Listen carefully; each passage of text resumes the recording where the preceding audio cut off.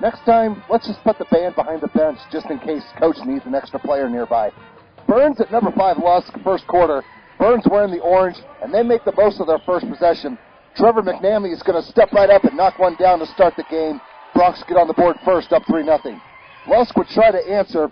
Trent Johnson's 3 ball is no good, but no one boxed out Dakota Castle, and he'll get his Tiger team 2 points instead. It's now 3-2.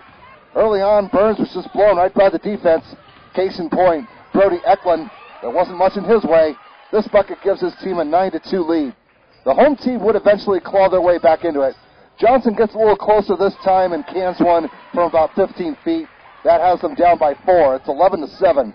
But once he got warmed up, Johnson was able to hit the longer shots. Here comes another try for 3, and he'll bury that one. He had 26 points to lead all scorers. Lusk only down by 1, 11-10. Actually, the senior was carrying the workload for most of the first quarter. Here he is again finishing the fast break with a nice underhand lay-in. Finishes off a 10-zip run. Tigers take the lead, up 14-11.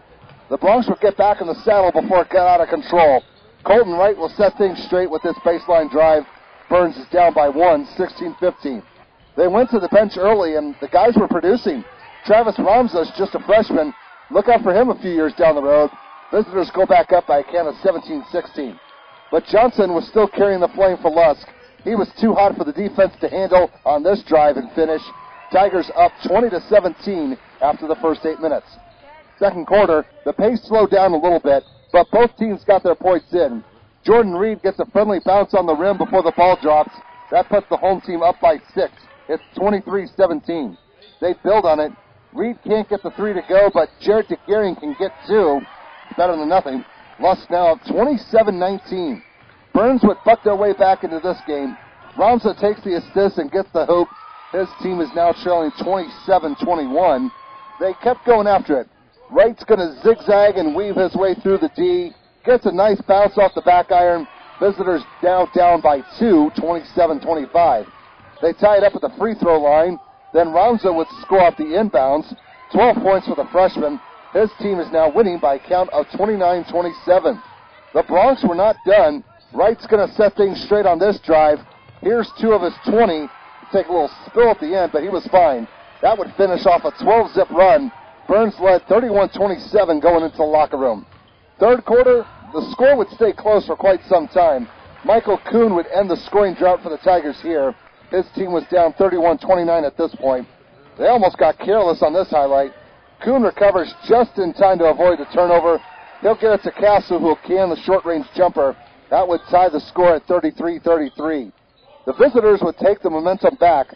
Wright was thinking about driving, and then he just decides to shoot for 3. Turned out to be a good idea. That triple put his team back up by 4, 37-33. Lusk would fight back with some help from the opposition. Burns makes the save, but Johnson was waiting on it. He'll make use of the free gift that close to the hoop. It's back to a tie game, 37-all.